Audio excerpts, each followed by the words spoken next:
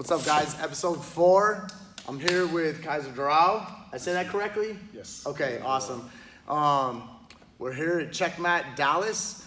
If I could say a few things, a little bit of history about him and how I know him and through Dallas and California. So in California, you worked with the Machado brothers. Yes. That was my original. I was a teenager then, but that was, I think, the first times that I saw you. You probably don't even remember me. I was a younger one, but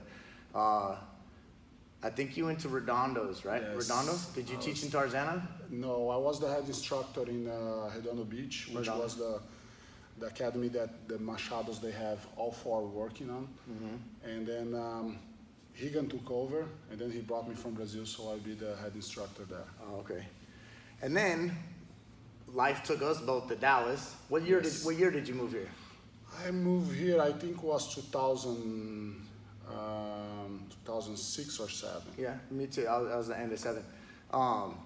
And then, you know, to wrap up the introduction, so now you're known as a coach over here at Checkmat in Dallas. Yes. I think the biggest feather in your cap right now this year is obviously Matheus Gabriel winning AGF Worlds and being a stud competitor.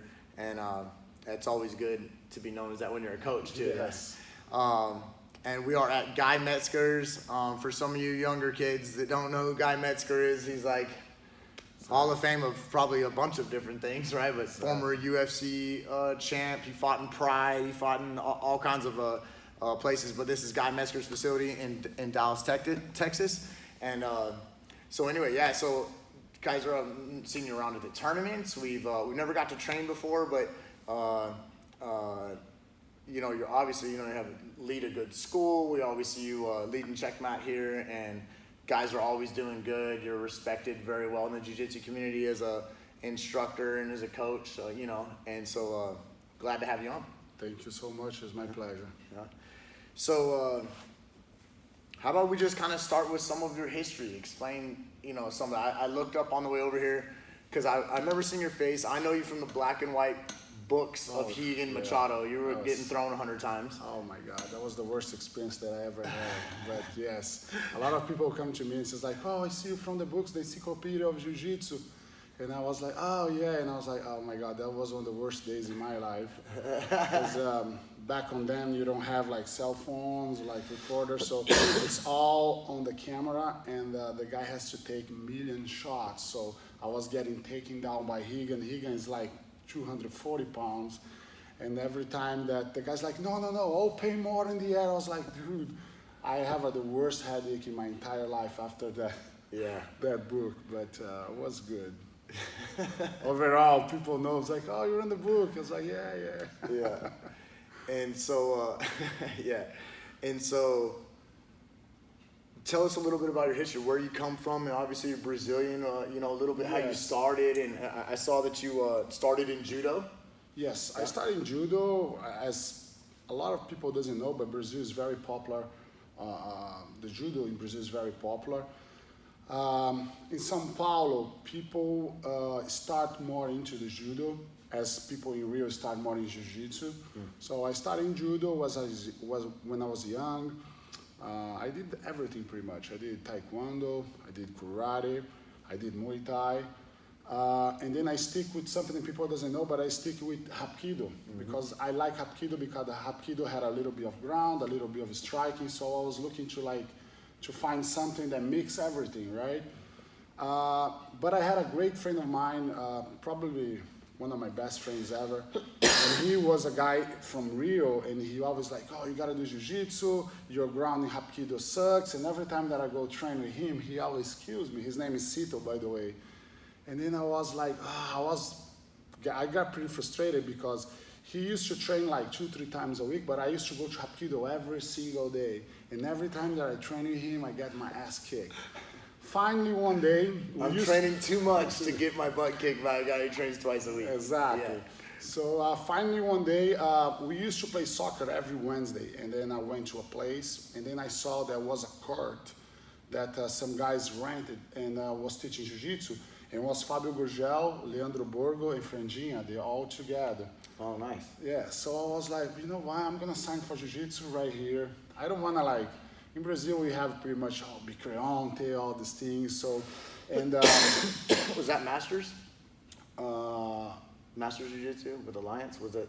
Yeah, well, they used to be Masters. Yeah. Yes, they used to be Master Jiu-Jitsu. Yes, back on then there was Master. And so I was like, you know what, I'm gonna try. And my friend was like, this guy Cito, he was like, oh, those guys are great. Fabio Gurgel is great. Franginha, Leandro. So I was like, okay, let's go sign up there and let's try, right? And then I did it, and I love it. You know what I mean? I start to learning so much, and but they shut down the program because the place wasn't that good. It was like a court that they put some matches, and there was not a lot of people that signed because of the location, and they ended up shutting down the program.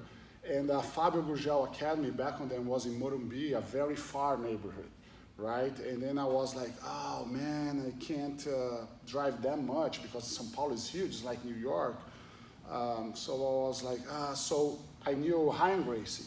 And my friend, Cito, he used to train with Marcelo Bering, who was a student, Ryan Gracie was a student of him. So he's like, oh, now you're doing jiu-jitsu, let's go train with Ryan. Ryan used to train under Marcelo. I was like, okay, so I went there, and I had a couple of friends that used to train over there. So I signed up. Ryan was a very cool guy, especially back on that time. He was like 20 years old, so he was very cool. Oh, yes. And then I have friends over there, so I decided, you know, I'm gonna train over here. So I trained over there for a couple of years.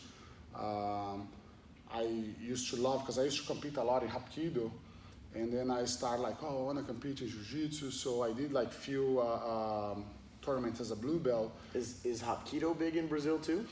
Used to be, because what people doesn't know, Hapkido used to be big in São Paulo, and jiu-jitsu was famous because of the back on them Vale Tudo, and the only guys that used to face the jiu-jitsu guys from São Paulo was the guys from Hapkido, because the guys have a good striking, they know a little bit of ground. Yeah. So back on them we used to have a league called freestyle, and then on the freestyle you always have jiu-jitsu against Hapkido on the finals.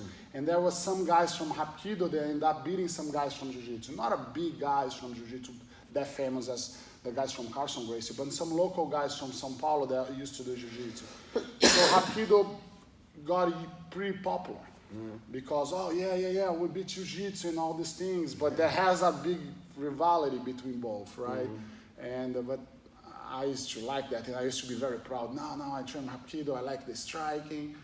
But then after start jiu-jitsu, I start to see that jiu-jitsu was so much better. It's the death game. Exactly. Yeah. That's why we're all here.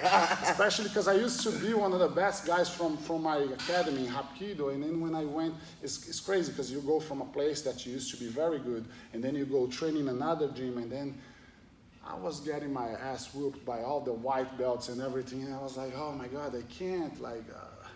I had speaking of that, just a little bit off the topic, but I have a conversation with one of my black belts, Johnny Bedford. He fought in the UFC, and so he's the bare knuckle champ right now for the new bare knuckle thing. But we always have this conversation that wrestling is very, very highly important for MMA, you know? Very important. And so we're like, you know, why isn't all the top wrestlers, especially because they have nothing pro, if they're not going to the Olympics or something, or wrestling, you know, like Jordan Burroughs does in New York, that kind of stuff, if they're not doing anything after college, why are they not all in the UFC?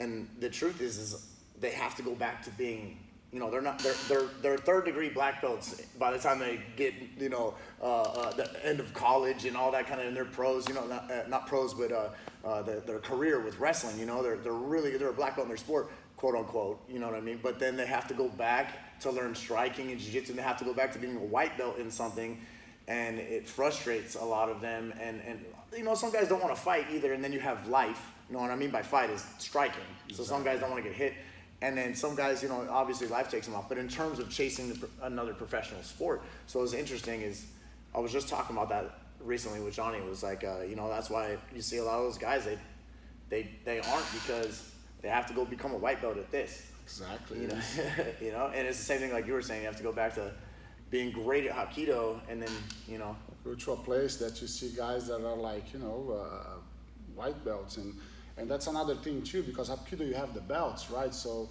the one before black was red, so I was a red belt, I was almost a black belt, and then you start to like, okay, you know, white belts are killing me, and you always have a little bit of the pride because of the belt system that has on the martial arts, but I let it go quick, and then I was just like, oh, especially because when I started to get into jiu-jitsu,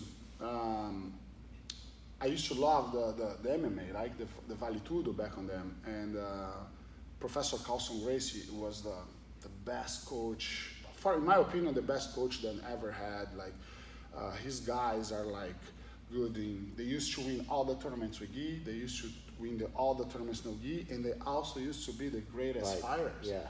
So the guy was like, I study a lot about Coach Keiser Girao through my instructor Higan, and he was a guy that he always used to like to teach his students more techniques that you can use gi and no gi.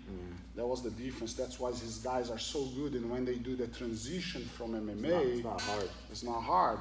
Which the guys from Gracie Barra, which is the school that I ended up coming from, because Ryan Gracie was a student under the Machados, which was the former Gracie Barra instructors. They are all more about the gi, spider guards. A lot of people don't realize that. I do, because I have Machado lineage from, but they don't realize that the Machado brothers were Gracie Barra, the instructors at Gracie Barra in Barra, in Rio as a trip. So how old were you at this time? And I had one other question in my head is, were you trying to be a fighter when you were training Hapkido? Was your goal to be a fighter? Or were you just training self-defense and going to school? No, because it's crazy to talk about that, because Brazil, the culture is so different. I was never wanted to be a fighter. By the way, the MMA was something that was starting in Brazil, which is not MMA, was Vale Tudo, right? So have a big like Vale Tudo, everything goes. Exactly. A lot of the times they had no MMA gloves for the younger cats out there. Yes. So it was like a negative. Like I could not come to my dad and say like, "Hey, Dad, I want to be a fighter." My dad was like, "Are you kidding me?" It was something. It's not like right now. It's on the. It's like, Dad, I want to be a biker. Exactly. It's like what? I remember actually a crazy story. One of those days, like my father, I was trying to like, no, I'm in jiu-jitsu, and I'm trying to tell my dad about Helio Gracie. Then he used to be like a former. He used to train a lot of guys from generals from the military and everything, talking about how the Gracies are good. And then my coach was kind of crazy hiring back on them, and then he did something, he ended up getting arrested. And then I remember the day I was with my father, like we were watching the news, 8 o'clock at night. Oh, he was on the news? Yes, and then he was on the news, one of the biggest television shows, and it's like, oh, today we arrest the and then my dad was on my side, he's like, is that not your instructor? And then I was like, well, Dad, but that's not his fault. This is all bullshit. Until proven guilty. It was like, no, Dad, that's all. Like, and my dad was like, oh, that's what I'm paying for you to go. So no, I never wanted to be a fighter. But in Brazil, the culture, like, it's not like here in America. You have an argument, and you fight someone and you get arrested. Nobody's gonna get arrested because of a street fighting or something like that. Unless you get stabbed or shot or something. Yeah. Exactly. But in Brazil, like there is a lot of like you end up fighting sometimes for small things, So we end up learning, going to martial arts just to learn how to defend yourself, because one day you're gonna need that in the school. Someone's gonna bully, or you're gonna end up in a fight with some friends. And then I was just wanna try my best as what I was doing, right? Yeah. But never wanted to be like a career as a fighter, or like I wanted to be like, But that was pretty much it. That's the same thing for me too. I originally learned jiu-jitsu because for self-defense, and it was new in California in the 90s. So it's like, just training. I went through life in school and that kind of stuff, and was just training. I didn't have, and especially there's no money in the business. Exactly. There was no career even in California when it's first. So we're talking 96 for me, right? And so like that's like. I'm not trying to be a pro fighter at the time. I ended up going to the Army and stuff like that anyways. But anyhow, so I feel it was just training for self-defense. I think that's probably the top reason why people start. Nowadays, you get some guys who walk in and they go, I want to fight in the UFC. Walk right in the door saying that. But I think most people, don't you think your students, do you think the first time they come in is for self-defense? Yes, sure. Yeah.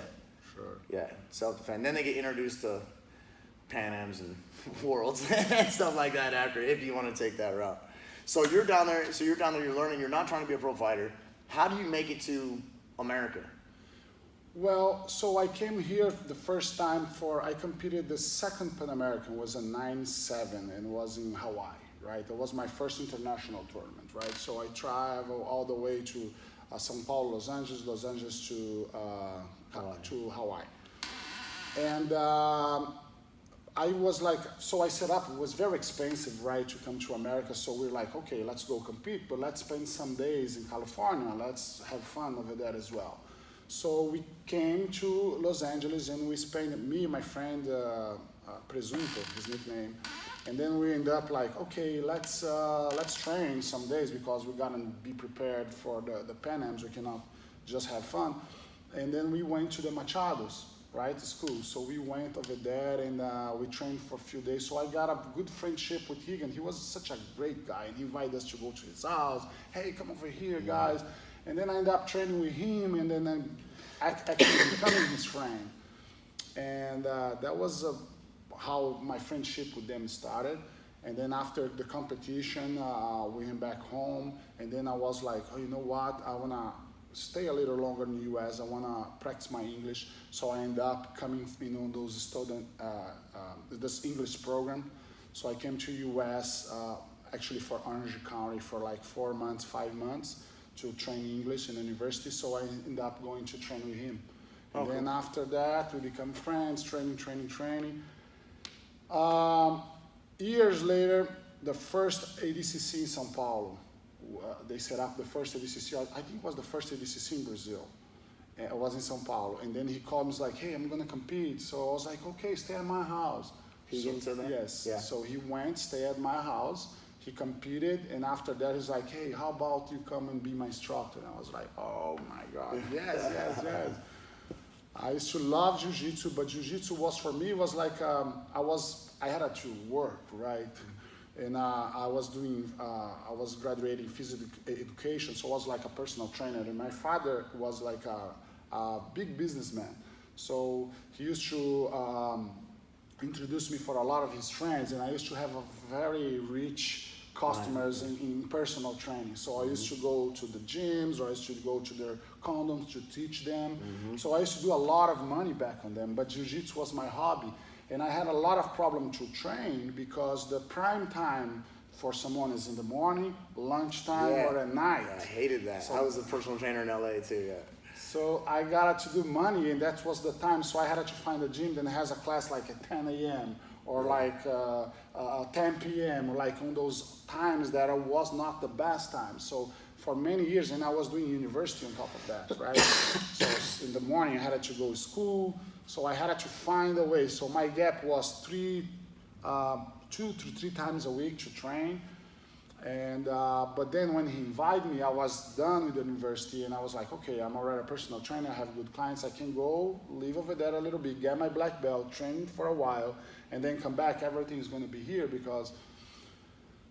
And then I was like, okay, let me try that. So he invited me, I set up everything. I had my own apartment, I had my own car, so I set up everything. I had a girlfriend for like 5 years, and then she was like, oh, I'm down, let's go to California. And then I moved, and then I started over there. That was like how everything started. There you go. Then I never come back. I thought like, oh, 2-3 years, I'm gonna get my black belt, then I come back. But then I start to fall in love with jiu-jitsu teaching, so I start to teach a lot. That's a good squad to be introduced to California jiu-jitsu in the 90s too. The Machados, I mean, they were already doing stunt choreography and fight scenes and in the movies, and they were already, right now, I mean, like Ashton Kutcher just got his brown belt, right? But like they've been doing that since they got there. I mean, a lot of people don't realize they started with Chuck Norris and that kind of stuff, and then a lot of the actors, and some people. That's why I want to do this podcast with certain people, right? There's going to be, we could do one with Matheus Gabriel. That's awesome, but he's not going to have his history yet. You know what I mean? There's a lot of people. I was just talking yesterday about how, like, even today's white belts and blue belts, they don't even know who Buchecha is. Exactly, You know what I mean? yeah. Like, and especially like the history. And there's a lot of history. You know, there's history from the '60s and '70s. You know, like, I'm actually gonna do one with Carlos Machado too. And so, you know, like I think there's some rich history there, especially in the '90s, because that's the transition from Brazilians coming to America, introducing it to us. Competition's coming to the United States. You know, jiu-jitsu starting to spread. I think that '90s era of this transition with everybody starting to, you know, especially in California, it's like Mike Tyson. It's an era we'll never get back. You know what I mean? Like, we'll never get that era back. And so that's what I especially like about guys with your history and culture. You know, that's awesome. So you were with Hegan, and then how'd you make it out to Dallas? And as you said, like just one thing add about what you said. When I moved down there, Higan was already teaching a lot of celebrities, not just him, but Michael Dudikoff, Danilo Santos, so many guys that I was like, oh, I saw the guys from the movies, and then like, oh yeah, we teach them, we train them. And I remember like, people doesn't know, I don't know if even you remember, but back on my time, when I was little, there was a movie that was very popular in Brazil called The American Ninja.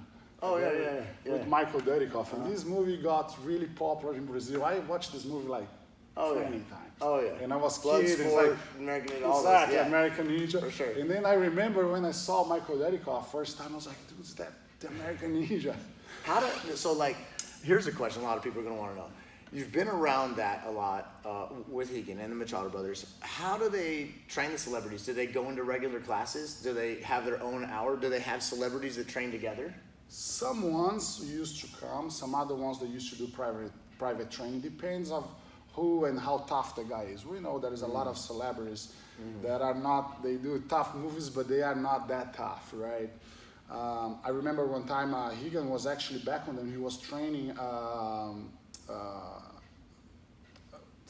the guy that, the ponytail guy, Steven Seagal. Steven Seagal, yeah. And then he was like, oh, we're gonna come to his house. So he used to go to his house and train him at his house. And then one day he was like, I was with him and I was like, oh my God, I'm gonna meet Steven Seagal, but he left me on the car. He's like, oh, I'm gonna call you. This guy's more reserved guy. So I'm gonna talk with him and then I'm gonna bring you into the practice. I'm gonna ask him first. And I was in the car and then he never invited me because the guy was more like, you know, and I was like, oh, I'm sorry, I told him. And he's like, no, let's do something. He wants to more talk. Some of those guys, they like to talk a lot as well, train not too much. But Michael Dudikoff, he used to come to the regular class and he used to be a close friend of Hegan. Which Hegan's like, oh, you like him? It's like, Michael, how about do some privates with him? So I ended up teaching privates to this guy. Yeah. It was so funny, and I was like, oh my God, how I would imagine that one day I'm gonna end up like teaching privates too. Because we know that like a lot of the early Gracies teaching was private lessons. Yeah, before the major, what we know is today's 6 p.m. class. You know what I mean? So that's what we always wondered about was not we, but like the general public. You know, like they don't know how any of those celebrities. I've seen guys like that. I've seen and trained with Joe Rogan and different people like that. You know what I mean? So, so people that can come into the regular class, we know that we like the workout, we like the sweat, we like different training partners. Some people like marathon rolling, you know how that is. And so we're always like, that's what I think people question about some of the celebrities. They're always like, man, do they really train? Do they sweat? Stuff like that. And that's an interesting point I think some people don't get is how good you can get one with private lessons, but then they do get integrated and they have to roll. It's not like they never roll. Exactly. It's not like they're practicing karate kata and they're just doing armbar drills and then they get a belt. Like they still make them roll. Okay, guys. Yes. And like I said, my coach used to pick up 2-3 guys from the gym. It's like, come over here today, and then he bring us to the place, and then we have to roll with the guy. Of course, he brings always like. Technical guys, right? You're not gonna be a crazy guy who's gonna come because those guys they cannot have like marks on their face or things like that because a lot of those guys they especially if the guy is still like active with movies, so he cannot have bruises on his face or this kind of thing. So you gotta bring people that is technical. They can do the train. They can do like. Do you know my first instructor? His name is David Dunn. I know him, yeah. He's a 4-stripe jump jock black belt, yeah. And he runs the. He's a bald guy, right? Mm-hmm. He's got a little bit of hair, but yeah, I think he clips it off. But yeah, he runs Chuck Norris's Brazilian Jiu-Jitsu side of his big event that he has, you know, so he does that too. But I was just curious if you knew him or not, because he has a couple, and he's up in Santa Clarita now, right? He's got rock stars that train with him. You know, a lot of people don't realize, you know, they're all over LA. It's not just one location, you know, they are quite all over. And there are quite a few celebrity rock star kids, adults, all the kind of people that train, I think, with the Machados over there in California. Yes. Interesting. That's a pretty cool way to Yeah, live, you know, to get to train with cool people like that, and you know, go off on train with them alone or with Hegan or, you know, that kind of stuff. That's pretty interesting, man. And then you're talking, what is that, mid 90s? When is that? 2000s? What part? When you're mainly living now and staying. When did you officially move to Redondo? I moved to Redondo in 2004. 2004, yes. But you came like 4 or 5 years before that, right? Yes, I was coming here before. Yes, yeah. Yes. I was coming here for like 97. I came. Then I came for 6 months just to, you know, when you go to university, you know. And that's the photo time frame for the book? No, the book was right when I came. The book was, I think, 2004 or 3. It was right when I came. Okay. I actually did some videos as well. Oh, okay. I did like some videos with Higan. I think it's the secrets of half guard. When I came here, it's like, oh no, I'm gonna put, so I did a lot of those things with him. Some ones I don't, I think I have like actually the secrets of the half guard I have in my, on my DVD cell. You just have nightmares about getting thrown during the book. That's the one thing you remember. The videos are good, but the book is not. Books are hard to do it. Like, yeah, for sure. I've never done a book like that. I've done a magazine before, for Jiu-Jitsu magazine, but it's like not throwing or anything. It was leg locks. That sounds painful. So you came over. Now, how do you get to Dallas? How do you get to Dallas, Texas? So I start to like. Higan wants to go more and more into like. One thing that I admire a lot about Higan, besides his whole career as a fighter, right, as a competitor and stuff, because he was amazing. People doesn't know him. People see him today. It's like, oh, that's Higan Machado. But like you said, a lot of people doesn't know the story of Jiu-Jitsu.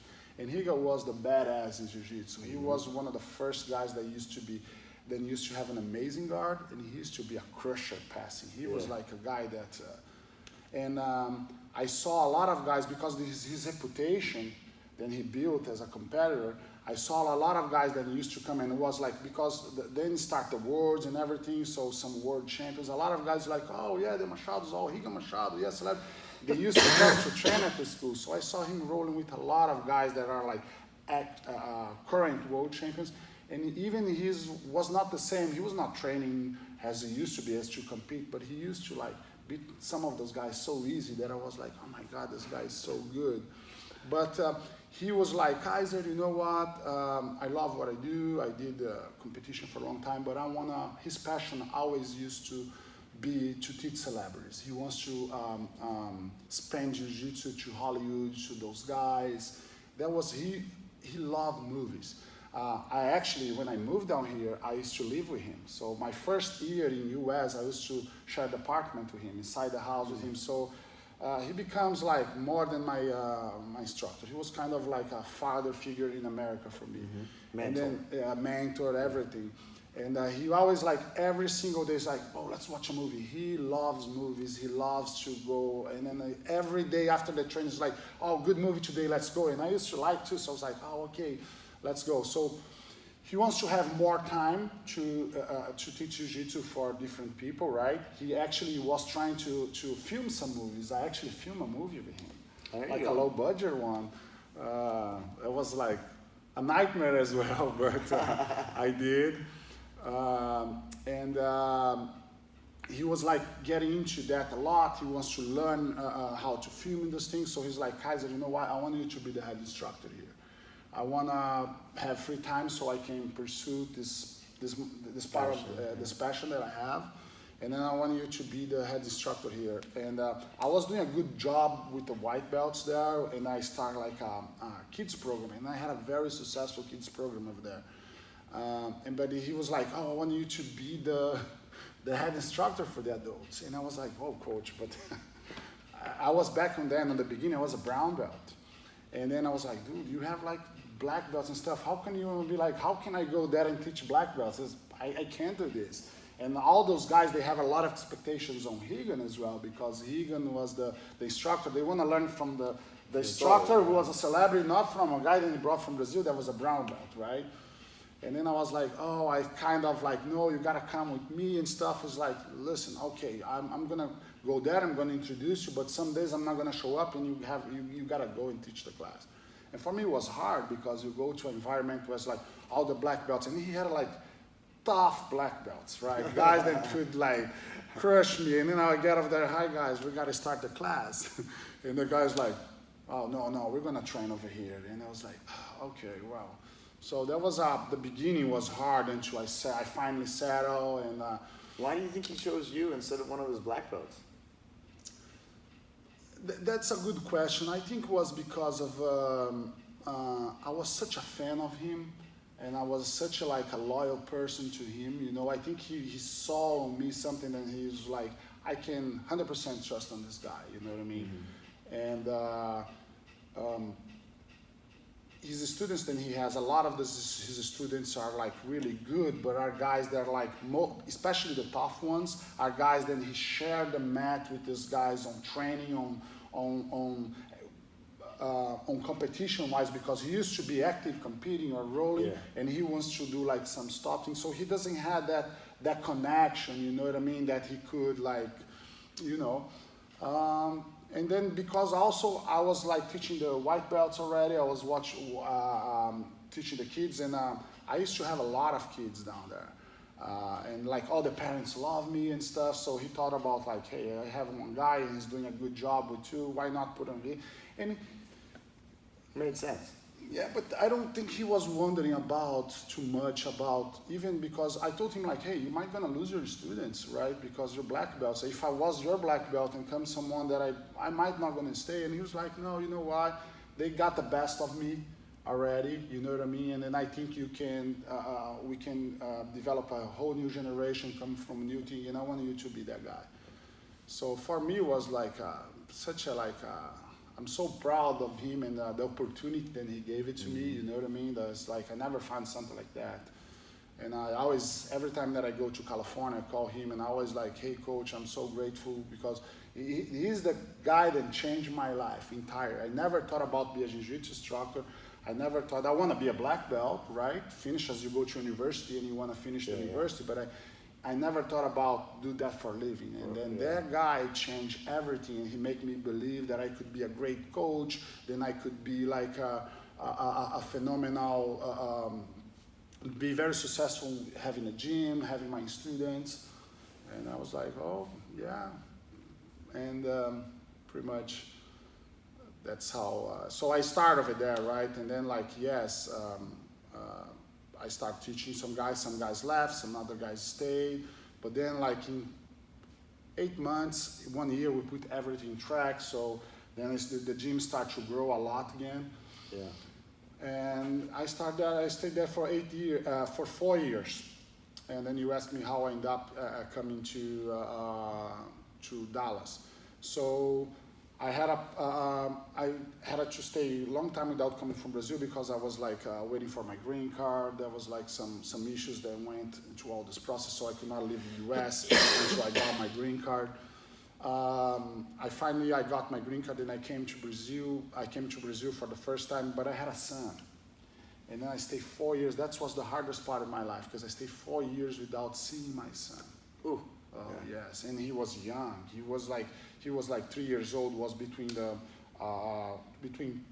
he was like almost 3 until he was like almost 6, almost 7.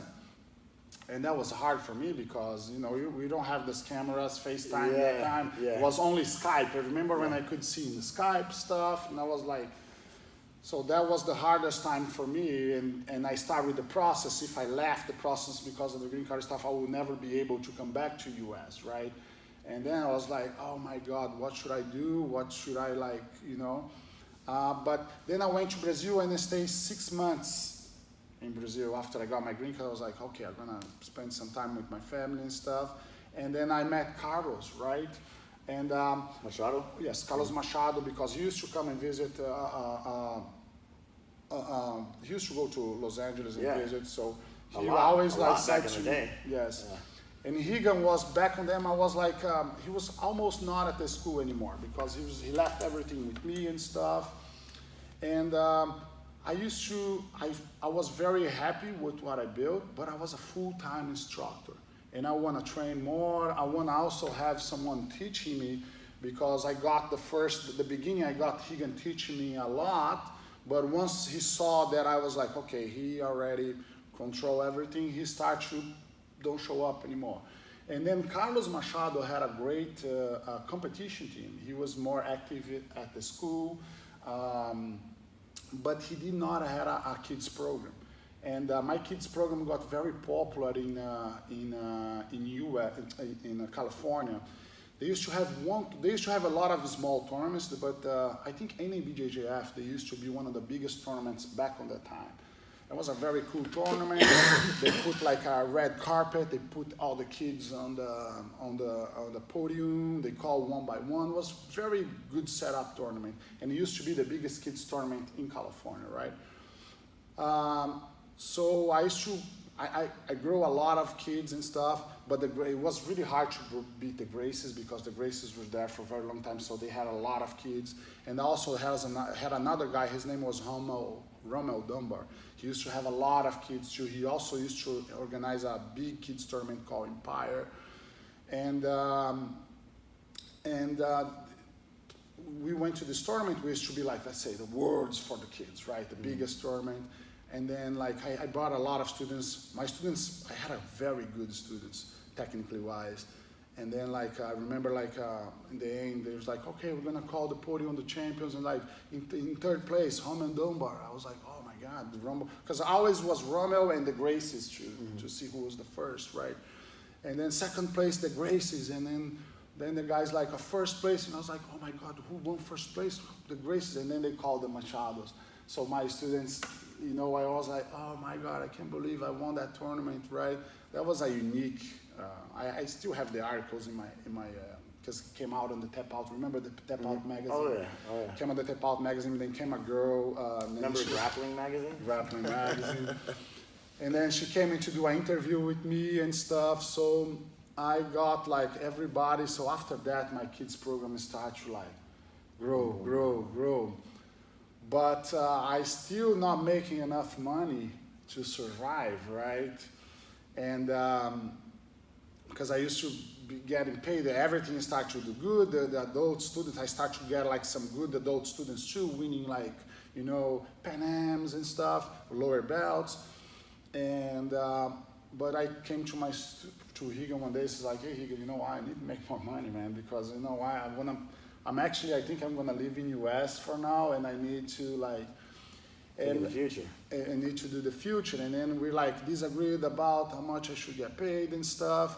And in this middle time, Carlos Machado, I was great friends with him. He's one of the nice guys that I ever met. Such a nice guy, and he was like, Keiser, if one day you need anything, you're such loyal for us and stuff. You do such a good job.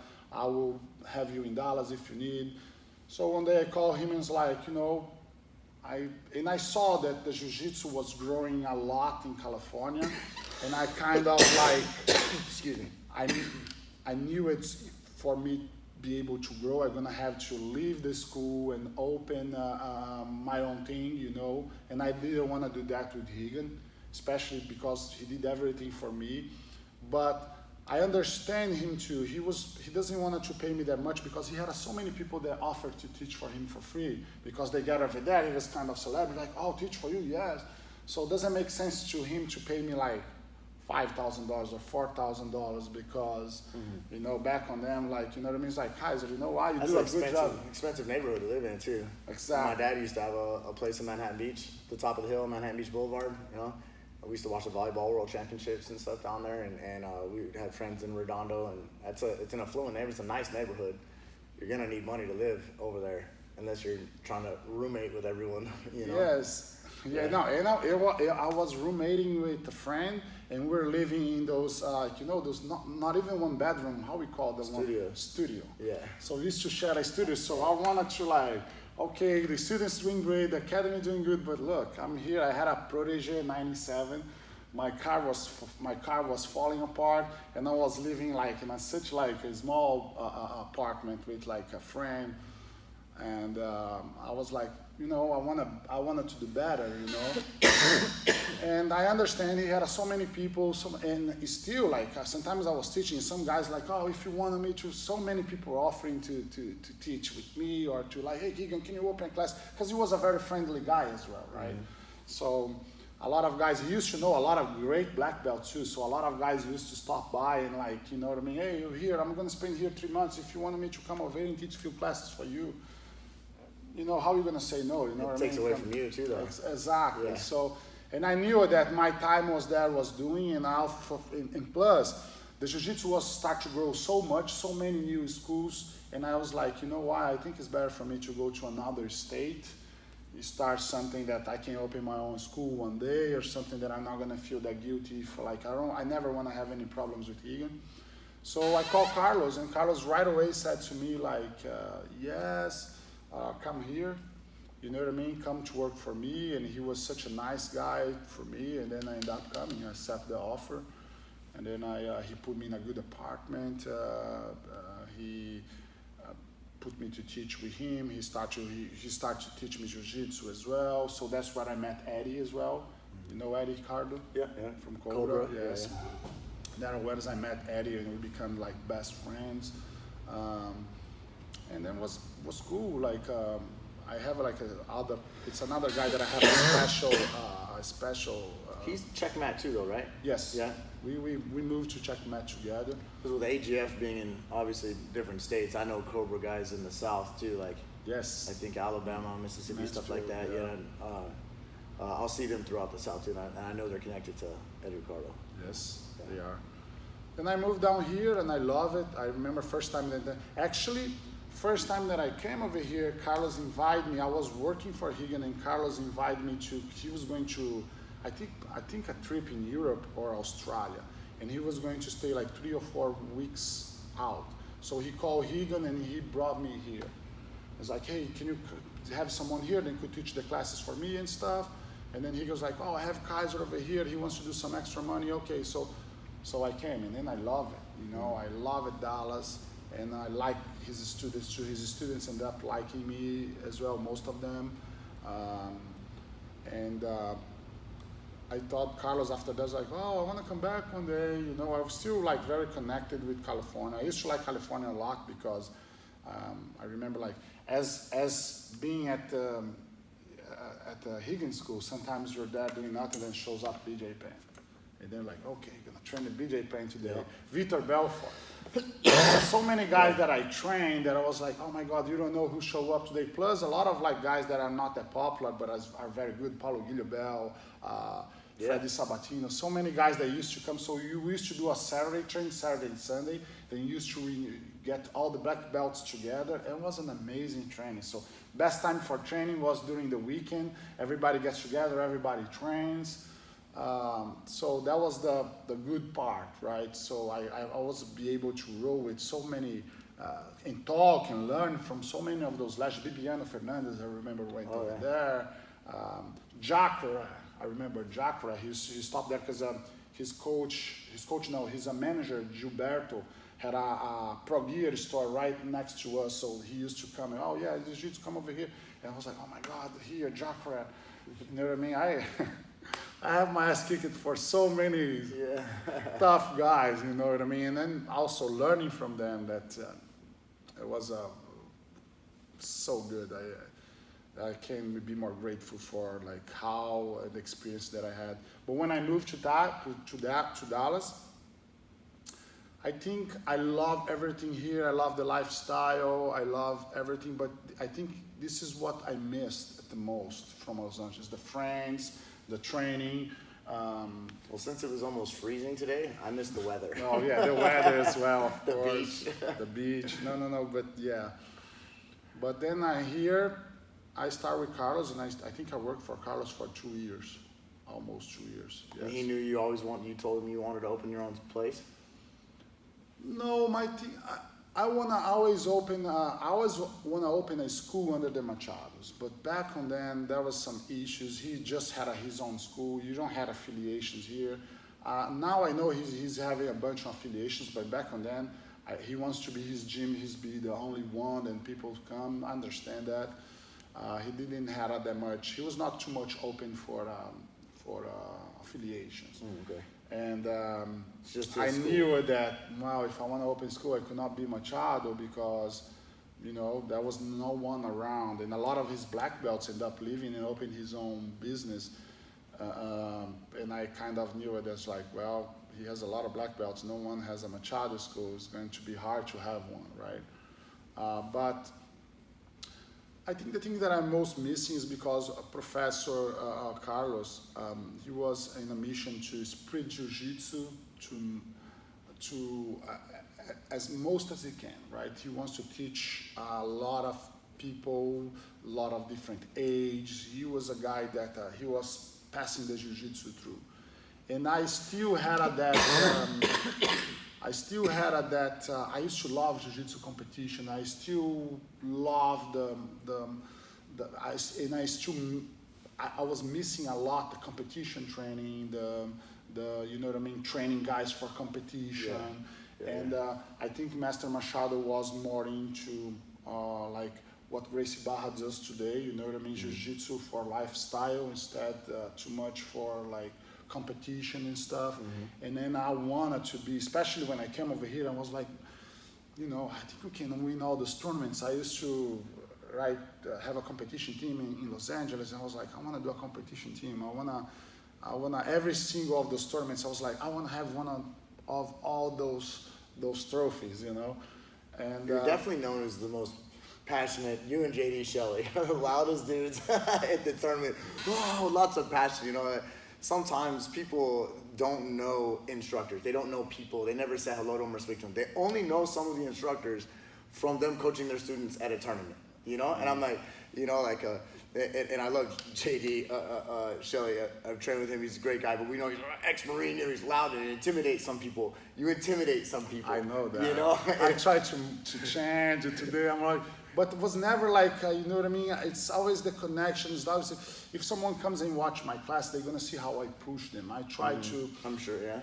I learned so much from so many competitors, and in the competitive atmosphere that a lot of people ask, like, how could you, like, you see, that's not a big, like, not a big room. How could you have guys like a guy that's like a Pan American champion, black belt? I think I make world champions in every single belt from IBJJF. Nice. Pan Am champions, master champion, world champions, females.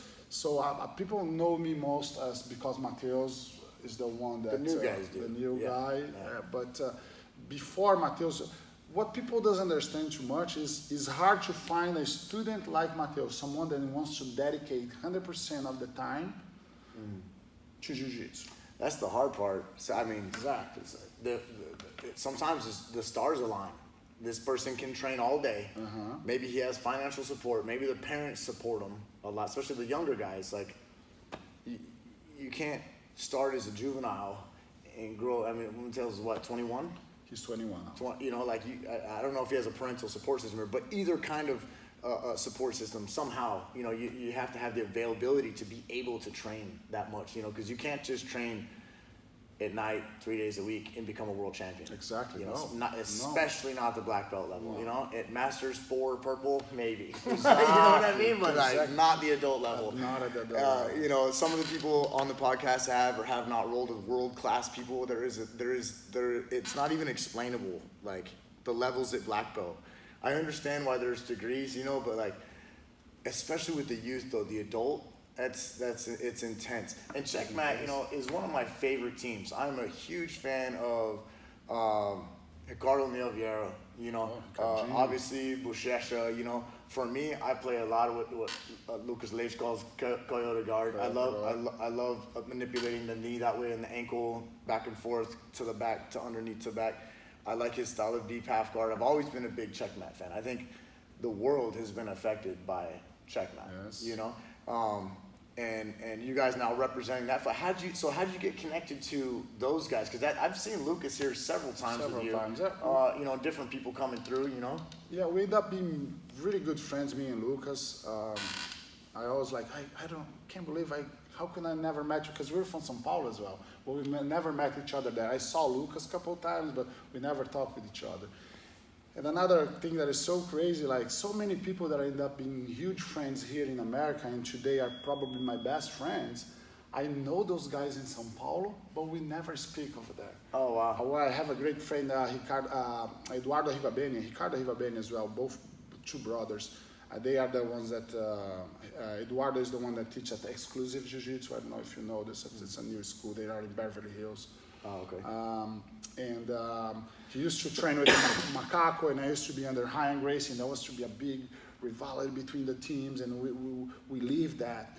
And then we're like, go to the place, we don't look at each other, we're like, almost doesn't like each other, but because of nothing, right? But end up being big friends over here, we end up being roommates over here, and today, like, we speak every day, and we like laugh a lot about the old times and stuff. But what was the question, sorry? How'd you got connected with Checkmat? Oh, the Checkmat, yes. What people doesn't know here, when I move out from the Machados, I open like a small school, right? And I start to rent a mat inside the school. And then I was like, I can't believe, my goal was, I can't believe like Dallas wasn't like a potency in Jiu-Jitsu. I wanna make Dallas be as strong as California. Why we cannot be like, having so many, there is no world champions here. There was not like, and then I was like, man, we gotta change that. So I start to bring a lot of seminars. I think I'm the guy that most brings seminars here. In terms of like, I got Braulio Estima, Big Nog, Little Nog, Bochecha, Lucas Leite, Panza, Jackson, Arnaldinho, Junior dos Santos, Gilbert Burns, Michele Nicolini, Kari Antunes, Michael. Michele Nicolini is for me, is my favorite female grappler. I use her shin, spider guard, shin game a lot. I like it. Yeah, I think she, I guess you could say it was a female that added a guard that everybody, not everybody uses now. It's a specific guard, but it doesn't just stay with the females. Men use it now too, you know. So it's a guard that I feel she affects. She's amazing. 1 foot on the bicep, 1 shin guard. You know, triangles and sweeps it's awesome. For me, she's my favorite female competitor. She's also a great girl as well. She's very technical. So she came here like I think 2 or 3 times already. But I start to hit heavy for seminars. I want to bring all those big guys over here. I want people to get into Dallas and stuff. We gotta start to have world champions here. And then I start to meet these people from Checkmat, and they are like so Esquisito, another guy, Carlos Holanda, such an amazing guard. He actually was the one that was like, Keiser, you know, you do such a great job, so many people, you love Jiu-Jitsu, who are you training under, who's your coach now? And I was like, you know, I'm by myself and stuff. And then he was like, man, why you don't join the team? Why you don't join Checkmat, you know? And then I looking around after all the seminars, the guys that I was most friends with end up being those guys from Checkmat. And then like, so I brought Lucas, and they're like, yeah, come over here, yeah, let's be. And then they treat me so well under Checkmat, you know, that I was like, you know what? I have friends everywhere. I could be Gracie Barra, I could be like, even Gracie, my Gracie affiliation, the one that I used to train in Brazil, I could be pretty much anything. I had doors open everywhere. But the way that the Checkmat guys, is not just the way that they treat me. Every time that I hit, they always teach me Jiu-Jitsu. They come over here, they're like used to like, no, train over here, learn that. Competitive too, like you want them. Yes, they also, you know, are competitive. If I think of Checkmat, personally, like if I think of Checkmat, I think they're kind of like, if I can say something like, not similar, but in terms of sport, they're like autos. If I go around the United States, if I go around the world, and I find a Checkmat school, they're not like, they're usually pretty freaking good. You know what I mean? I get the same feeling from like Auto. So, you know, it's not a huge organization, but they're popular, they have really good competitors. But if you go to an Auto school, I feel like that they are very good. You're gonna learn some good jiu-jitsu. Yeah, and you know, because you've been around the game a lot. You know, there's people out there that the schools are not good. You know, you have some schools and some it's direction. Some people are self-defense, some are MMA, some have their different directions. But in terms of like, I'm gonna go compete. We're gonna go to the World Championships. We're gonna go win a team trophy. I think that Checkmat is very dangerous, for sure. I think you're right. I think today you gotta, if you want to join jiu-jitsu today, you gotta first know what you're looking for, right?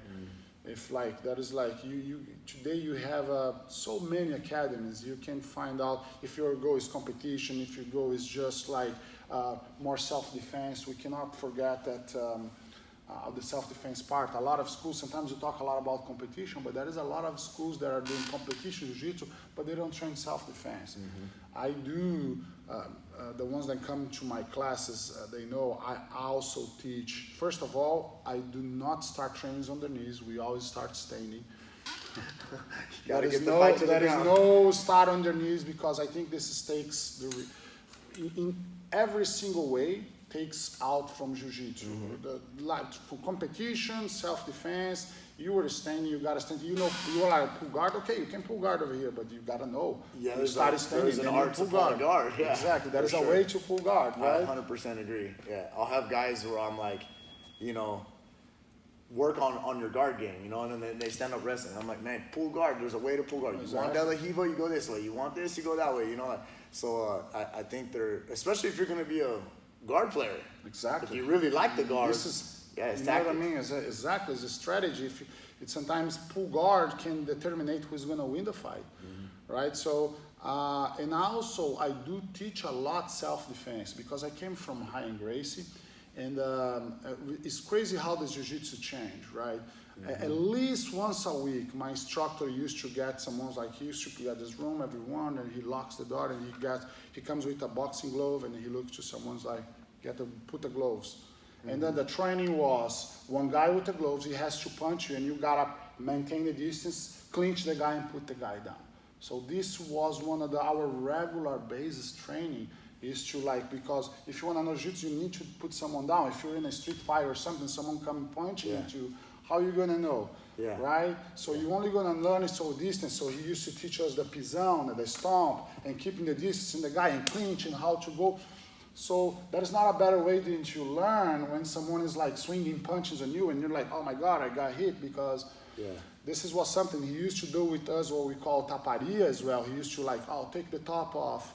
Now it's like a MMA, but only slaps. Yeah, same and then you go, and then you're like, you know, so you start to look, oh, okay, so you end up learning some jiu-jitsu as well, that you have to protect your face, that you need how to clinch the guy, you know what I mean? Otherwise the guy's gonna...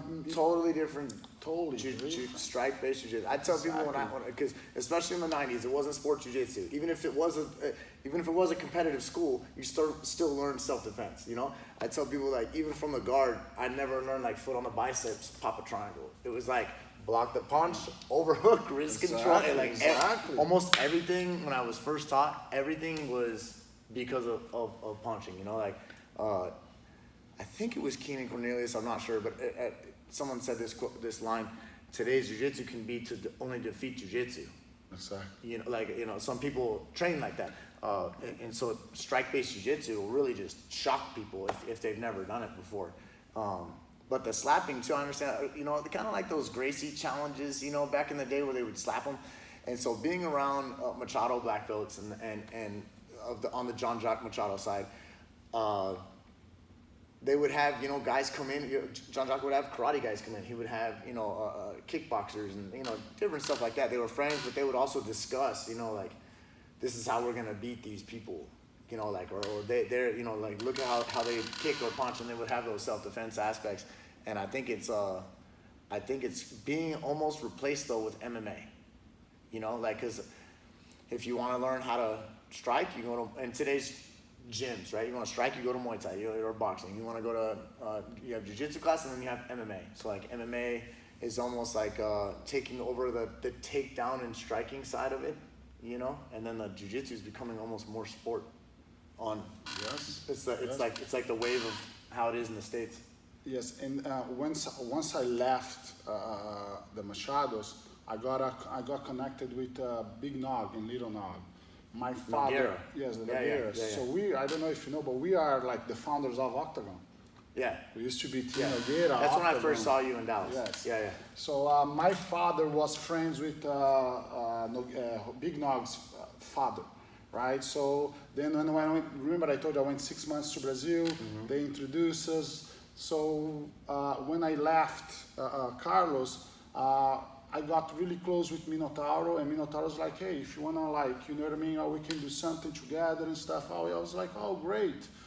So we ended up opening the business over there. Like we got the knowledge and the instructors over there, and then Greg, CEO, he opened the school. The guys that don't know on the podcast, what he's talking about is a school in Dallas called Octagon MMA. Yes. It's changed some flags over the years with some different instructors, but originally it was Octagon MMA and Tsubichi Nogueira, the first one. And Nogueira. So that's what he was referring to when he's saying Octagon. And it was back when Minotauro was the UFC world champion. He had Super the belt. popular, Exactly. yeah. He was super popular coming from Pride.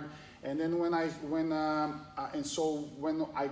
got connected with them, and we ended up being Team Nogueira, I ended up flying a lot to train with them. So I used to train with Big Nog, Little Nog, Anderson Silva. I trained with Anderson Silva a couple of times.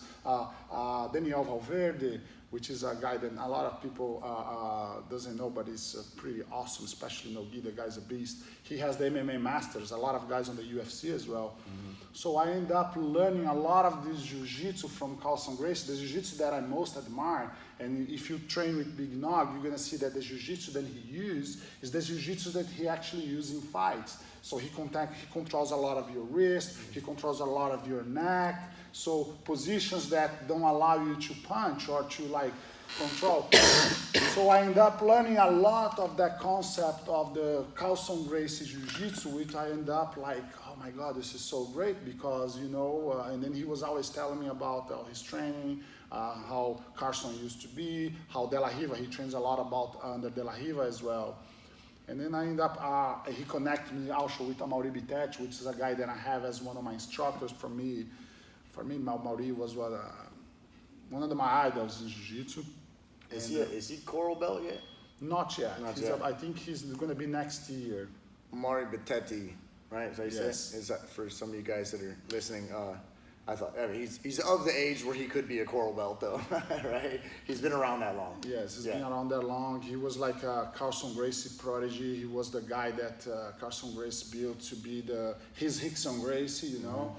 And he came here like he came every year. I bring him here. He's like the jiu-jitsu that I learned from him is amazing. Like a gi, no gi. He's one of the most knowledgeable guys that I ever met.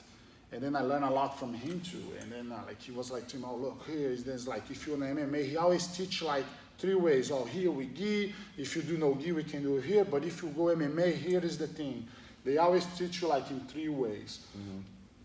As you're saying, a lot of people think like, and I see that a lot. A lot of people, no, I want to be no-gi because I'm more into MMA. Okay, if you want to do, I qualify jiu-jitsu in 3 ways. Gi, sportive, right, that you can learn competition, no-gi, and MMA. But you can't say that no-gi is MMA because when you add punches, change everything. Yeah. How are you going to do, I love to do half guard as well, but how are you going to do a half guard if someone is punching in the face? How are you going to go deep half if the guy knows he's stuck you here and he's going to punch you on the face? Yeah. So there's a lot of things that you have to adaptate. Yeah. So no-gi jiu-jitsu is not 100% MMA. The people who think that have not been punched in jiu-jitsu Exactly. yet. They just have an opinion online. They haven't been punched in class. Exactly, it changes everything. When you have the first and then you're like, okay, then you start to know like, oh, actually I need to clinch people and hug. I'm even still at fault. I have you know, Derek Krantz is in the UFC right now. I don't know if you know who he is. But he's one of my black belts, right? And he was one of my first 5. Kevin Aguilar, you know, Bedford, a few of my guys have fought. Even other, you know, regular MMA fighters, but those are UFC fighters. And sometimes I'll mess around, you know, we'll be playing and I'm like training with them during their fight camp, you know? And then next time, first time, I'm always like, oh God, we're in a fight. I forgot about that. You know, you got it. Yeah, it's like clinch right away. And then jiu-jitsu is completely different. It's completely clinch based. Exactly. Yeah, completely clinch based, and a lot more get the hell up. Exactly. Yeah, a lot And more then get off the floor. And if you want to try to make that to the training, you gotta add the guy. You can't. It's almost like a shadow box, but you gotta train with the guys like swinging and punching. You gotta add that to the training. Otherwise, you're not training. If you just train no gi without that, you're losing like the whole perspective of the MMA, which is the punch. Because like, okay, the guy here like control, and I learned a lot that with Bitachi. He knows so many things. Controlling the wrist, can punch it from the top. I actually did a video. I never post. I'm not good with the internet and these things. I wish I was better, or I have a guy that could, because I have so many of his videos that we film over here about those things with jiu-jitsu, no-gi, MMA, because he's so good with that. And but I never thought about, and I was old back then. I was like, I never thought about to become a MMA fighter, right? I want to learn so I could train people for that. And then after like the Nogueiras, they decide to put their business to the highest, so they sold their business to a guy, then start to make their school's franchise and everything. And this is another good thing. Like I've been like pretty much in 3 schools in my entire life, right? First, I start with the Gracies, like High and Gracie, you know? I have my introduction with Fabio, but was never in a team because it was like something small in the place. But when I joined a jiu-jitsu school, I joined the High and Gracie, and then I ended up going to the Machados. I don't call that a change because actually my coach said to me, Heinz said when I came to California, I'll go train with my coach, you know, so they used to be Gracie Bar, so it was the same lineage, straight. And then I stayed with the Machados until, you know, I moved down to Texas, and when I moved to Team Nogueira, was the first one, and then I left Team Nogueira not because we had a disagreement and stuff, but actually Little Nog came to me and said, Keiser, you know what, we're doing our business very professional, and we're gonna mainly focus here in Brazil. We're gonna do like as a franchise, we're gonna do like a lot of like things, so I know you like a lot, you know, jiu-jitsu, competitions, things, but we don't have a program yet. It's gonna take us like few years so we can start to think about franchises in the US. So, you know, if you wanna use our name, great, you can keep using, but I don't think we're gonna be able to give you the assistance that you need, and we're not gonna be like, especially because both still fighting as well, right? Yeah, busy when they have it. They are busy, Little Nog still fights. So I was like, oh, okay. And then, you know, I was like, okay, so what I do now, right? So I was like, and I used to love the jiu-jitsu, gi, and they are like, mainly they are doing no gi, right? Because MMA stuff. So because of the seminar stuff, that's how I get connected to people from Checkmat, and I talk with a few of the guys like, oh, we love to have you here and stuff. It's interesting that you like strike-based jiu-jitsu so much, but yet you produce a gi world champion. Exactly, you know. I actually, I don't know if you know, but I remember your students, Johnny, he fought, I used to train Edwin Figueroa. Remember Edwin? He was like, when he started, he was like a big name over here, and he's like, oh, coach, I want to train you. And I was like, oh, Edwin, I hope you're watching that, Edwin. I was like, and he always used to come, but he always want to come one month before the fight. I was Just like, camp, Edwin, what I can do, man, 1 month, just to do the camp and stuff. You gotta keep improving your jiu-jitsu so we'll be able. So we gotta do like crazy strategies. Like I remember when he was like training with Bedford, and he was like, I'm gonna train this guy. He's a pretty popular here, and I look like he had like a crazy record, like 25 wins, and I was like, oh my God, and I saw his, I was like, oh my God, this guy's like, he's a wrestler, he knows how to punch, he's aggressive. I was like, Edwin, you know why? I have to train you how to escape from, so our training was just basically how to defend, escape from submissions and stuff, and try to back up. So that's what I trained him 1 entire month. You know, like escapes, and I think Edwin, Bedford, I think he had an armbar or a triangle. He had multiple submissions. He ended up escaping. It was an amazing fight. He ended up winning in the end, but it was like a crazy fight. There was those fights that you like, one of the best fights of the year for sure. But I was like, oh, Edwin, you never call me again if you're not gonna go to regular classes, if you're not gonna put your ass here every day.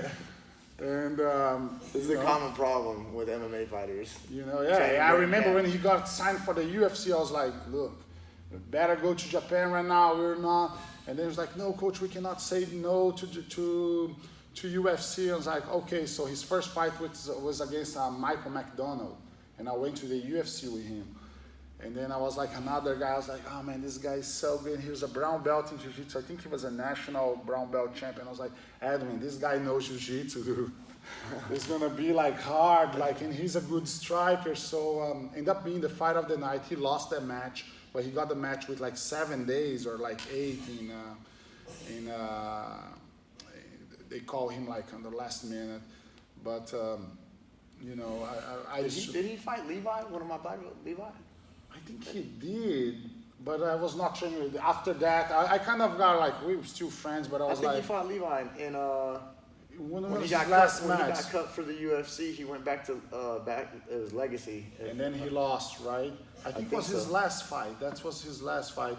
I lost the contact with him for a while. Then he started to do different camps. Eventually, all these guys in this area, they all, especially the same weight class, end up fighting each other. All those guys, you know what I mean? That's interesting. And so, then you land here, Guy Metzger, strike-based jiu-jitsu, right? I remember when I first came here, I think Guy used to make fun of jiu-jitsu a little bit. Oh, yeah. Yeah, he didn't like jiu-jitsu, bro. He didn't like too much. Yeah. And I was always like, bro, like, all right. So, he's a good fighter, though. He's a good fighter, though. Yeah. But then a guy ended up becoming like brown belt world champ or something, right? Yes. I was to... I met Audrey, and Audrey was contacting me. It's like, oh, come over here. Yes, come to do the program over here. So I came over here, and Guy was very serious, right? Today I have a great relationship with Guy. I love Guy. We had butts from many years as well, but I think that's what builds a true relationship, because he respected me, I respect him. We had a difference, but we always sit and we always talk. Yes, but of course, as being a wrestler, as being like a kickboxer guy, as coming from a team that always fight against jiu-jitsu because he was Lions then, right? He fought Vanderlei, he fought Little Nog, he fought Ricardo Arona, and he lost those fights, but it was such a close fight. Some fights could be going for either way. Oh, his fights were epic. He's got some of the most epic fights in Pride in the UFC. I think he developed that bug about those guys from jiu-jitsu and stuff, but... and I knew it when I come over here, he was like very competitive. I was like, man, I'm under pressure. I gotta do a good job. I got to prove this guy that, especially because I was not a fighter, right? Yeah. All his fights and most of his career was fighters or guys that at least do like amateur mats and stuff. And then I was like, I need to do a good job over here, otherwise I'm not gonna stay here too long. Every day. And I think that's what makes me stay here for 5 years, because I'm 5 years right now here, maybe 6. I'm terrible with dates. But it's because he always let me do. After the first year, then he saw like, okay, this guy really knows what he's doing. This guy's producing champions. He always let me push people. I had to kick, I think maybe every instructor one day has someone that he had to fight, I don't think this gym is a good fit for you. So I had to kick some students out, and he always supported me. He's like, you think he's not a good fit? You think he's not a good example? Okay, Keiser. He never came to me. He's like, hey, we can't do that, this type of things. So he always support me. If I want to do a hardcore training that I'm going to make people throw up, he's not going to say anything. He's going to support me. He's like, hey guys, you know what? This is for best of you guys. He's taking the best of you. So he always gave me the support that I want to. And I want to be a competitive school. I want to compete. I want to win trophies. If I don't have that, I think that was the difference about when I was at the Machado. I had a Carlos that was always an amazing guy, but I always have to, Keiser, let's go, you know what I mean? Jiu-jitsu for everybody, not for just competition people, right? And I think everybody wants to have today, the goal is, I want to have 300 students, 400 students. Everybody wants to make money with martial arts because this is the time to make money with martial arts. But I was never the guy that had that. I was like, you know why? If I have 100 students, if I make enough so I can live a decent life, but I want to wake up every day and have the pleasure to go work and train with the people that is interesting, people that wants to work, people that wants to work hard. That's what I most love, because I feel that sometimes if I go to a place that I'm not like, oh yeah, I gotta teach class, oh I have to, I think my passion, I prefer do less money but be closer to what I have the passion for, that go for the money and don't deliver something good that I'm gonna feel like, oh, you know, I don't have pleasure with that. I'm here just for the business, for the money, you know. So I find those here, you know. You see Audrey, she's competing now. She's like a 4-1 or 5-1 in MMA. She's been finish people, knocking out. I always I make a fun of her because I was like, oh, you see, you finish more people than you're knocking people out. Because she always a striker, and she never liked jiu-jitsu in the beginning. And then I was like, no, we gotta make this thing too. And she ended up winning Abu Dhabi, Pan Ams. She dedicated herself a lot to jiu-jitsu. Also, my other student, Crystal, she just made her debut in MMA. So you have a pretty strong, you have a fight team here. We do. Brandon. I'm not in the point. Guy always come to me, it's like, oh, we gotta go more into the MMA and stuff. I still a lot in the jiu-jitsu gi, and it's like this. You know better than anyone. If you wanna be a great fighter, you gotta be 100% dedicated to MMA. If you wanna be a world champion in gi, you gotta be 100% dedicated for the gi. You're never gonna be a MMA fighter and a world champion at the same time to successful, because they're demanding two different types of training. And he's been trying to convince me and to be more into the MMA now and start to like, and a lot of my students now, they are like, oh, you know, I wanted to do it. And then I'm like, Please don't. Keep making jiu-jitsu black belt world champions that we all get to watch. How did that come about with Matheus? He's obviously, he's not from here, right? Is he? No. Or no? I don't know his history too much. Matheus is from Manaus, right? And he's a great, I know him through a friend of mine, and I want to start a program. And I was like, I want to start a program to make champions, because again, it's really hard to find that guy that can give 100% of his time to jiu-jitsu. And also, like Matheus, he was from Manaus, right? And he was 17 years old when he first came. He was a blue belt juvenile. And then he came over here, I did the experience, and I saw a lot of potential, a lot of like potential in him. And then I was like, you know what, go to Brazil now, go back, bring your things. I told him, like, you gotta finish school, because he was not done with the school. I was like, you go there, you finish school, come over here, and then you can live with me in my house, and then I'm gonna support you 100%. You're not gonna need money for eat, for anything. I'm gonna take care of everything, but you're gonna just train, you're gonna just do whatever I'm telling you to do. And then he was like, all right, done. So he went to Brazil, came back, started to live at my house, and man, he is like a unique type of person. He's the most hardworking guy than I ever. He never doubt a single minute. I was like, sometimes I used to go hard on him, you know, because when they move to your house, you become being a dad as well, you know, especially when they come so young, you know what I mean, to your. It's funny that you say that, because I see that sometimes, you know, it's a Brazilian thing. You guys come here and then you bring in some of the youth, or you try and expose them, or try and get them a job, you know, try to get a better life. I don't know how many times I've done stuff with AGF, you know, to help people, you know, he's refereeing, he had the letters for sure, 50 of them, you know.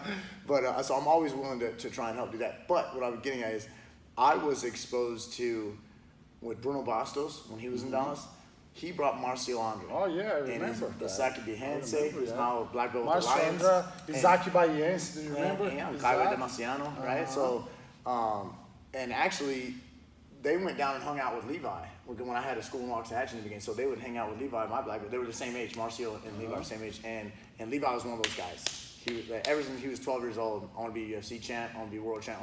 Like, he's always been like that. So I let them hang out, and that's where we learned that Brazilians put ketchup on pizza and stuff like that, right? But Marcio is one of those guys.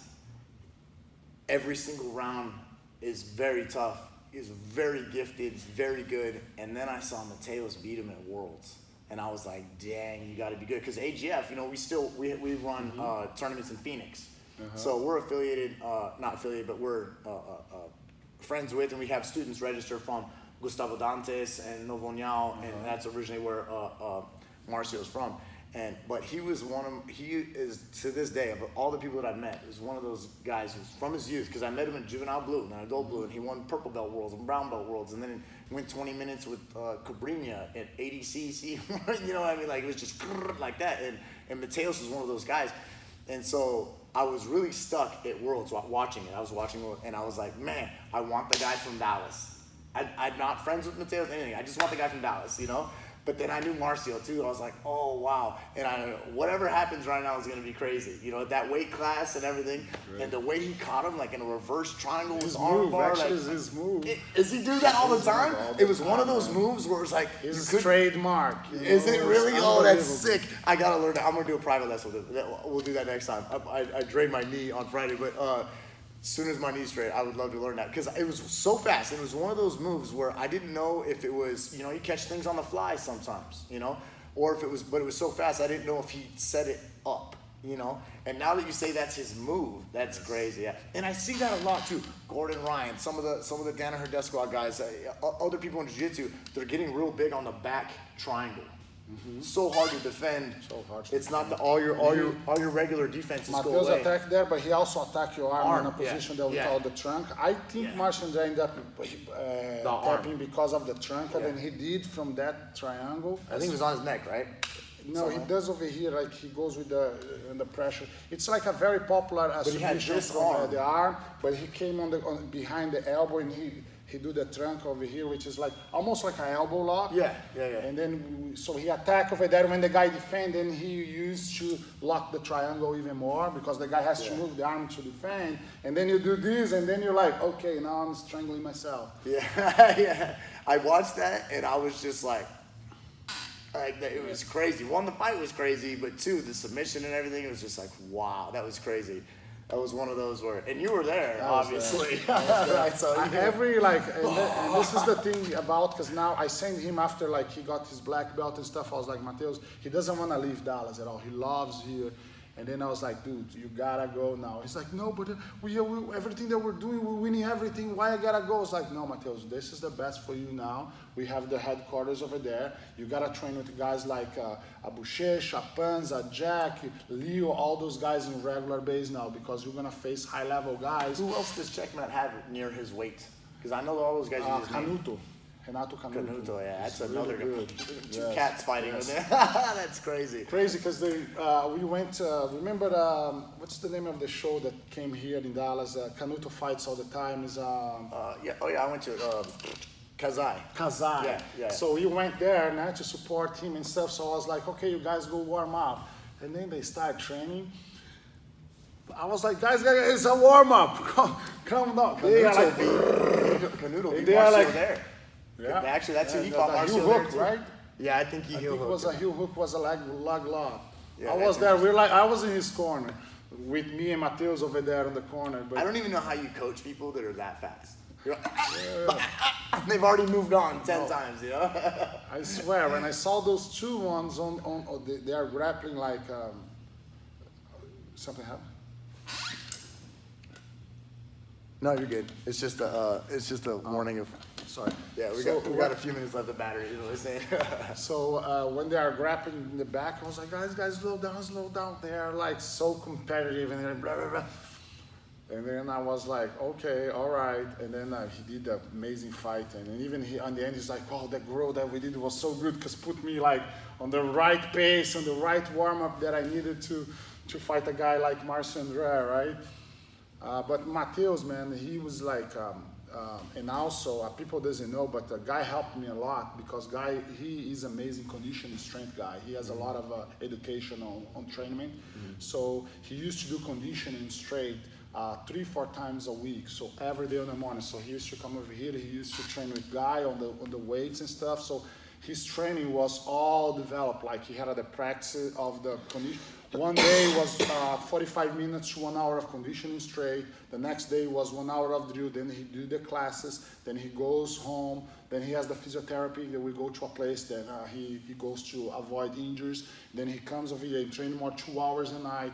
His training was all developed. Like 1 week is only submissions. One day, well, another week we only go do passes. Sometimes we only work in one type of, depending of the guy that he was fighting, we're working on just that type of passing guard, like let's say the guy's the De La Riva guy, so we're like, okay, only De La Riva. There is one day that every Wednesday, which is the busiest day here, we used to have what I call the Rickson Gracie training. I put him over there, and like we had sometimes like 35 guys. I was like, now you gotta finish everyone. Oof.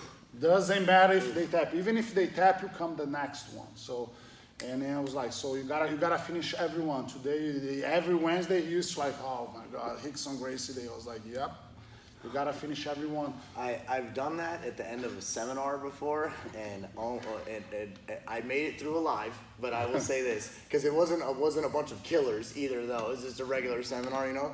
But even the white belts and blue belts by the end, they're oh like, my God, you're God. like, yeah, don't ever start with the white and blues and finish with the black, because they'll make you look stupid. You gotta start with the hard ones. Yeah, that's definitely difficult. We're about out of time though, but man, that was a great. Yeah, for sure. I want to come. I want to come learn that reverse triangle. Yes, for sure. And we haven't trained. I'd be honored to come. Be able to come train. I really appreciate having you on. Yes. You know, any last minute, any shout out sponsors, websites, anything like that you want to? Yeah, I want to shout out first all my coaches, right? Professor Carlos that brought me here to Dallas, Higan for everything that he done for me, Professor Leo, Lucas Leite, and everybody from Checkmat for all the support. Big Nog, Little Nog, you guys are like brothers for me. The gym, Guy Mesger Combat Sports Club, come to check at us. We just changed the name, it's now Mesger Martial Arts, I'm sorry. Come check the classes. I know we're talking about a lot of competitive jiu-jitsu, but if you guys come and try the white belt classes, you guys are gonna see that I do something is not competitive. We rarely roll in that class. It's more like training stuff. We have just in the end, we have like some specific training, but that's the shout out for my family, everybody that is watching the podcast. Thank you very much. I hope you guys enjoy it a little bit.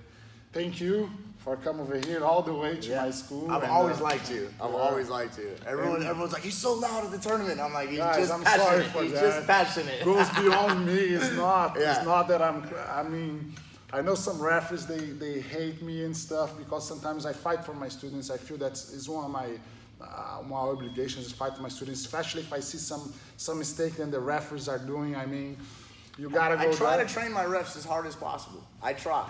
You like the refs AGF? Yes. I go. I go to the fight ring. They put me like to be one of the main referees right now. They want me like I'm doing some big with them because even being a no rules tournament, you still have some submissions. Yeah. Some of those athletes, they are so good today. They know how to fake submissions and stuff.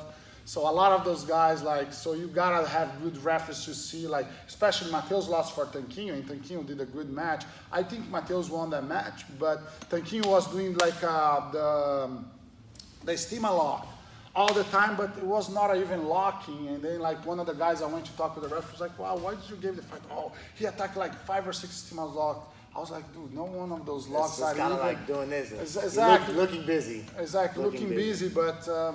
you know what I mean? So I believe that one of the big things from tournaments, and one of the last things that people spend the money is the referees, right?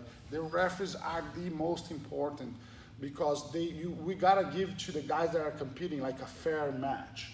You know, especially some guys that are there, sometimes they are they working so hard over there, and then they go over there and some referees, they are good, but some ones are there for the paycheck. Mm-hmm. You know what I mean? Because they need the money or because they don't want it to be referees. I know that when it's time to load the truck. Yeah, exactly. But the AGF format, you guys come to AGF. We just had Dallas this last weekend, and we're going to Brazil. We were talking about that before we turned on the camera, and going to Rio the first time. And so you think it'll do well in Brazil? You I think think it's so, good feedback? You like the Yes, tournament, yeah? Yes, you guys should go and try, like, especially Brazil, we need different tournaments. You know what I mean? Especially those ones that do gi and no-gi at the same day, because I don't think we have too much no-gi in Brazil right now. I think IBJJF started to do the no-gi events, but it's not as popular as here in US. And heel hooks and all that kind of good stuff, yeah. And this is where the money's at. If you look around and see these tournaments, like, you know what I mean? Most of the tournaments that pay money today are the ones that are no-gi, and then you can add all those things, you know. I love heel hooks. I come from a time that when we used to train no-gi, used to be everything.